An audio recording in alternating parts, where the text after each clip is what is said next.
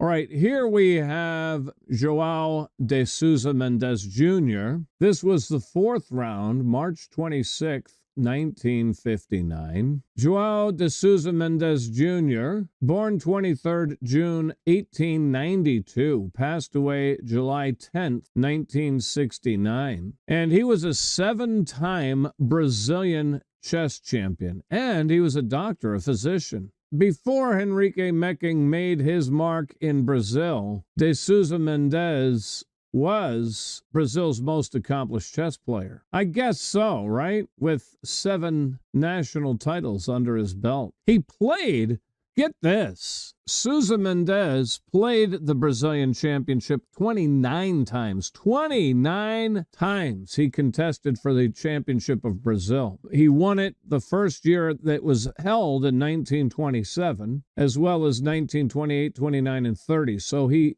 won 4 years in a row, and then he won again in 43, 54, and 58. He finished in second place 5 of the 29 times, including in 1965 at the age of 73. He came in second place. That was the year Henrique Mecking made his mark for the first time. At the age of 13, Mecking came first place, but 73-year-old Souza Mendes Jr. came in second place. How'd you like that? 73 years of age and second place. 5 times he came in third place in the national champion. He passed away in Rio de Janeiro, July 1969. We start the game with d4 here, knight f6, c4, g6. So we get another King's Indian defense and another normal variation with knight c3, bishop g7. e4, d6, F3 now is Samish's variation, so we see a bit of a variation from the previous game. Samish's variation is named for Friedrich Samish. He lived from 1896 to 1975. He was a German chess player and theorist. Among the inaugural recipients of the Grandmaster title when it was standardized by FIDE in 1950. Speaking of Friedrich Samish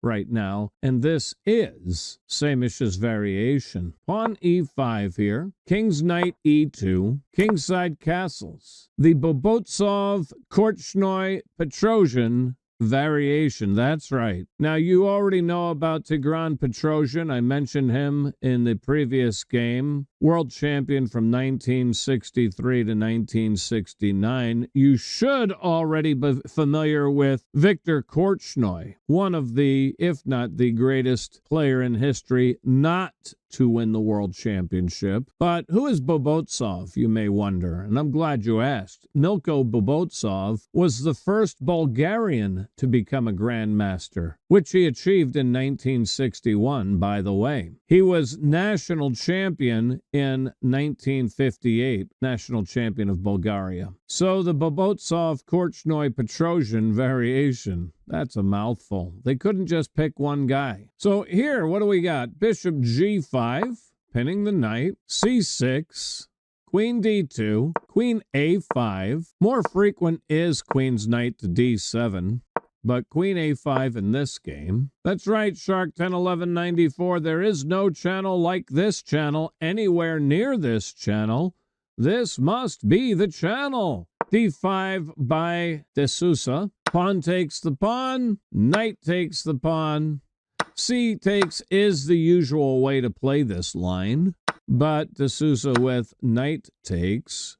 Queen takes queen check, king takes queen, knight takes the knight. Now the bishop's pawn takes the knight. Here f6 hits the bishop, bishop e3, knight d7. Yeah, f5 is probably a superior move while that line is open. But knight d7, knight c3, pawn a6 keeps the knight from coming to b5, pawn g4, pawn f5 here, pawn takes pawn, g5 is safer here, taking control of f6 and g6. But pawn takes pawn, pawn takes pawn, bishop now to d3. Yeah, rook g1 seems a bit wilder, doesn't it? The threat, of course, is bishop h6. For example, if I play knight f6, bishop h6, and that's pinned and super attacked, so I have to defend. Maybe rook f7 or knight e8. Knight e8 is what the bot says. And then, of course, he can then bring out his bishop to d3. But de Souza with bishop d3 right away.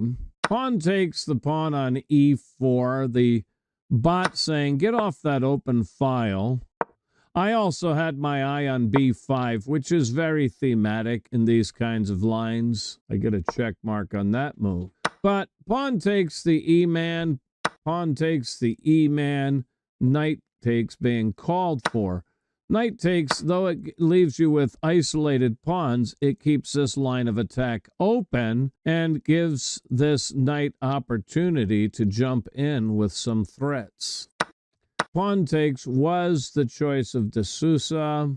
Knight f6, knight a4, just like the previous game, coming to b6, knight g4, queen's rook to f1, and knight b6 is being called for, as mentioned and seen previously. But queen's rook to f1, rook takes the rook, bishop takes the rook. Just because this pawn is under pressure, the rook has to stay there. Knight takes the bishop, king takes the knight, bishop h6 is check, king d3. Bishop d7 hits the undefended knight. b5, needless to say, is the definitive and thematic move. Force that knight to b6, but here he can come to b6 anyway, playing the fork anyway. Instead, he decides to throw a check with rook g1, king h8, and knight c3 is a surprise. Knight b6 is still on the table, and that seems to make sense, right? Oh, I guess I can play bishop b5 check. Yeah, and then move my rook. But knight c3 is what de Souza tried. Now b5 is played. Knight e2. I suppose we would expect a3 to prevent b4 from being played. Or you could probably just play b4 yourself and hold this guy in place. It gets a check mark. Knight e2, the move of choice. Now b4 is played anyway. Interesting. Well, the rook needs to come to c8 at some point here as well. So king c2, now rook c8 is played. Check. King b3, pawn a5, rook g3 here. I guess that's to prevent bishop e3, I gather. Rook f8. Yeah, black should try bishop b5. Bishop b5 with the threat. Well, actually, I was about to say with the threat of bishop d2, but you could play that right away. If you play here, he could just counter and hit your bishop, your rook, and then you have to move your rook, and that saves his knight. But why can't I just play bishop d2 right away? And the point is, I'm threatening checkmate on the next turn. The bishop defends that pawn there. The rook controls all these squares here. These are boxed in. That's controlled by my pawn. So if I can safely play pawn to a4, well, I can. It's defended by this bishop. That would be checkmate. I get a check mark for the move, but, I mean, it would be... That's what I would play. If he doesn't notice, it's a quick knockout. But rook f8 from Bobby Fischer. Bishop h3 puts the question to our bishop. Bishop b5, maintaining some control here. Knight g1. Bishop f4 hits the rook. Rook g2. Bishop f1 hits the rook again. Oh, bishop e3, attacking that knight. Yeah, that's strong. You'd have to move his knight because you can't let him take the... Well, I guess I would just play knight e2 if I'm white. Not liked. Oh, h5. Okay. Bishop f1 was played, hitting the rook. Rook f2. Bishop back to d3. Bishop f5 defends. Rook b8, right? Well, I was about to say now bishop e3 would be a winning move, but the bot says go ahead and play that right away. Knight h3 here gets a double question mark, and the eval bar agrees. So rook g2 is called for, right? Well, I mean, that keeps a defensive eye on the second rank while getting greater scope for the rook here on the g file. Knight h3, pawn a4 check. Not liked by the bot, right? Bishop e3 should still be played. Black remains in control. And you cannot, as white, say, well, I'll skewer your two bishops, because if you try this, then I'm playing a4 check. And the point is, if you capture, I've got b3. Boom. Ooh, double exclam for Coach Daniel, right? So since I'm threatening to take and promote, you'd have to play a3. And then I'd give check. And if you come to b4, it's a discovered check from my rook. Or if you take the pawn, either way. But if you make the mistake of coming to a5, wow, you're going to be in big trouble here, bro. Only legal move is to block with the rook.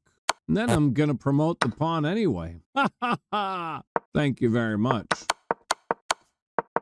So you can't play that. Well, anyway, a4 was played here. King takes a4, and now b3. Same idea. Same exact concept. It's just different. Now, he does take here, though. By the way, knight takes bishop is a blunder here. That's a self-mate. Obviously, I can take the pawn, and I'm going to promote. And there's no good way to stop that promotion. You can't come here because that's covered. So once I promote, you're checkmated. So the pawn had to be taken or a3 had to be played, but you can't take that. So he took. Probably a3 is less than optimal, but it's the only other choice. Actually, when I played this, it said pawn a3, so I guess it can be played. But now, okay, it gave me a check mark. If you play a3, I'll still come in here, hit this. I'm coming this way. Well, right, again, you can't play here for the same reason I've already shown. This allows that same tactic, right? Discovered check, and you've lost your rook. So same thing, just a different move. Anyway, he played pawn takes the pawn. Bishop e3 anyway.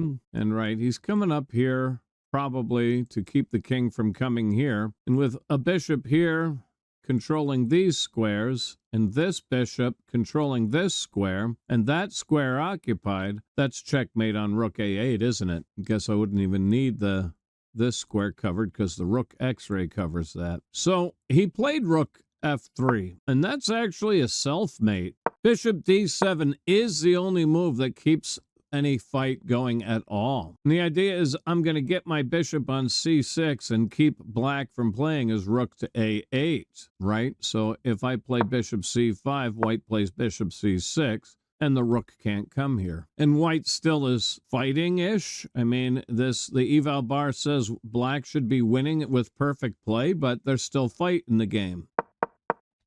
Rook f3 self-mates is mating too, isn't it? Well, Bobby played the first move, check.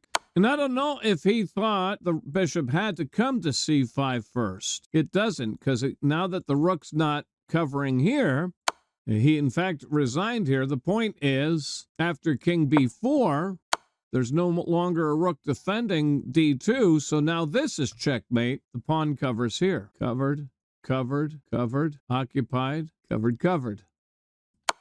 So he made it himself.